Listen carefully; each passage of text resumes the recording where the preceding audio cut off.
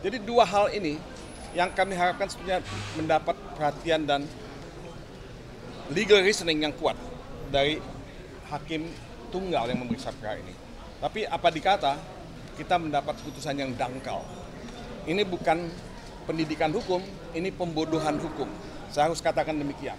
Teman-teman sekalian, terima kasih untuk atensinya terhadap pembacaan putusan pra-peradilan pada hari ini. Kami harus mengatakan bahwa kami kecewa dengan putusan pra-peradilan yang dibacakan dan saudara-saudara juga sudah mendengarkan dengan seksama.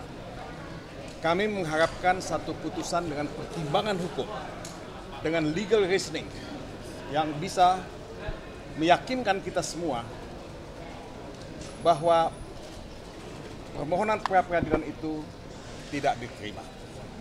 Tetapi kami sangat menyayangkan bahwa kami tidak menemukan pertimbangan hukum atau legal reasoning yang meyakinkan untuk bisa memahami kenapa pra-peradilan itu ditolak.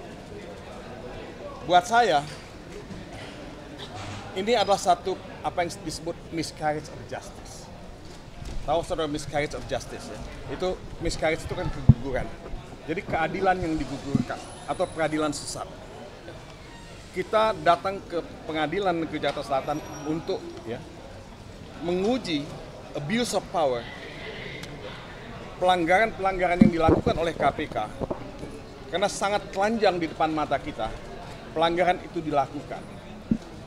Tuduhan bahwa Hasto Kristianto melakukan obstruction of justice itu tuduhan yang hampa, tuduhan yang tidak ada dasarnya sama sekali. Hasto Kristianto itu sangat kooperatif. Tuduhan bahwa Hasto Kristianto terlibat dalam melakukan pemberian hadiah dalam kasus Wahyu Setiawan itu pun tidak ada dasarnya. Kenapa? Karena putusan itu sudah inkrah 5 tahun yang lalu dan Hasto Kristianto sama sekali tidak terlibat, sama sekali tidak disebut sebagai pihak yang memberikan atau memfasilitasi suap. Jadi dua hal ini yang kami harapkan sebenarnya mendapat perhatian dan legal reasoning yang kuat dari hakim tunggal yang memeriksa perkara ini. Tapi apa dikata, kita mendapat putusan yang dangkal. Ini bukan pendidikan hukum, ini pembodohan hukum. Saya harus katakan demikian. Saudara Magdir, saya, saudara Roni, dan yang lain-lain, itu sudah praktek hukum puluhan tahun. Kita tidak mengharapkan putusan yang dangkal semacam ini. Publik juga menginginkan putusan dengan legal reasoning yang sangat meyakinkan. Dan itu yang tidak kita temukan. Jadi buat saya, ini satu setback, satu kemunduran. Nah, apa yang akan kami lakukan? Mungkin saudara Magdir Ismail akan menjelaskan apa yang akan kita lakukan. Tapi, this is not the end. This is not the end. Perjuangan untuk menegakkan hukum dan keadilan adalah kewajiban yang ada pada pundak kita semua. Dan kita akan melakukan apa yang bisa kita lakukan. Tapi apa yang akan kita lakukan, ini kita akan rumuskan dan diskusikan bersama nantinya. Mungkin Magdir. Terima kasih semuanya. Saya kira pertanyaan pokok sebenarnya yang harus kita ajukan kepada hakim tunggal ini. Apakah di dalam proses pra-peradilan itu ada larangan yang secara hukum bisa melarang orang menguji dua penetapan tersangka dalam satu permohonan? Enggak ada apapun itu. Kalau dalam praktek hukum pidana normal, kita kenal secara teoritis apa yang kita sebut dengan penggabungan perkara. Ada kumulasi subjektif, ada kumulasi objektif.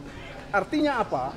Seharusnya permohonan ini kalau misalnya memang mau dinyatakan tidak dapat diterima karena alat buktinya katakanlah tidak cukup, saya kira mestinya itu yang dijadikan dasar di dalam pertimbangan-pertimbangan.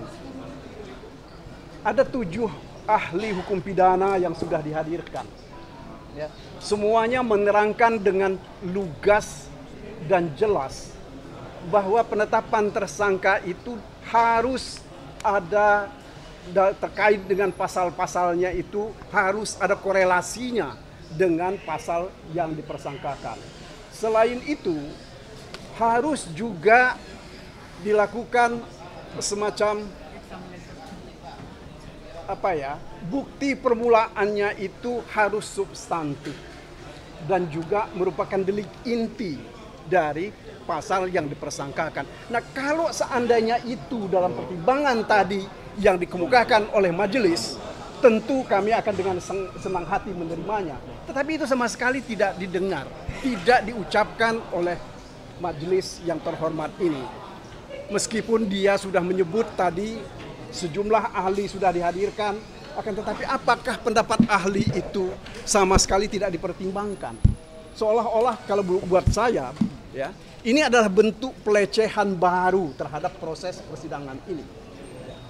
Pak, ini kan yang kalau kita lihat dari persidangan hari ini kan sudah ditolak, berarti artinya status tersangkanya sah. Kira-kira secara hukum masih akan ada upaya yang dilakukan lagi nggak dari kubunya Pak? Saya kira begini, ini yang mesti dibuat keliru dulu ya. Permohonan kami ini tidak dapat diterima, tapi ada satu sisi tadi keterangan dari pertimbangan dari majelis tadi bahwa antara perbuatan menghalang-halangi penyidikan ini meskipun dia tidak katakan ini diterima, tetapi tidak berdasarkan bukti permulaan yang cukup. Bahkan ini berdasarkan bukti-bukti yang lain yang tidak ada sangkut pautnya dengan perkara ini.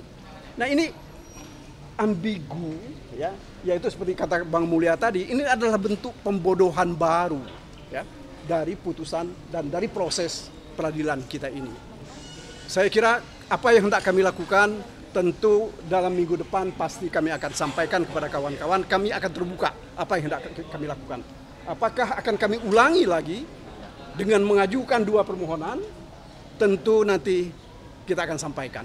Ya. Sebab sekali lagi kami tidak melihat apa yang disampaikan oleh majelis hakim ini tidak mencerminkan apa yang dia kehendaki di dalam persidangan pertama, yang dia menghendaki ada pergulatan intelektual, perdebatan intelektual dalam persoalan ini. Tetapi dia memutus dengan cara yang ya nggak jelas ya bagaimana caranya menilainya, apakah itu intelektual atau tidak.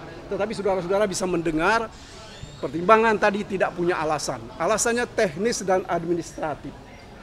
Sebenarnya ini tidak sepatutnya itu dilakukan. Saya kira begitu. Artinya penegasan aja Pak, sikap dari kubunya Mas Hasto membuka opsi untuk mengajukan 2 laporan ya. Itu salah satu di antaranya yang kami pertimbangkan ya. Tapi ini juga tergantung dengan Mas Hasto. Apakah juga mungkin ada tindakan-tindakan hukum yang lain, tentu juga akan kita pertimbangkan. Oke, makasih atas perhatian semuanya. Kalau soal intervensi mestinya ditanya kepada hakim, apakah ada intervensi atau tidak. Kalau dari kami pasti kami tidak ada intervensi. Kami nggak punya kekuasaan, kami tidak punya kewenangan. Oke? Akan mengajukan bukti baru nggak Pak? Atau pledoi?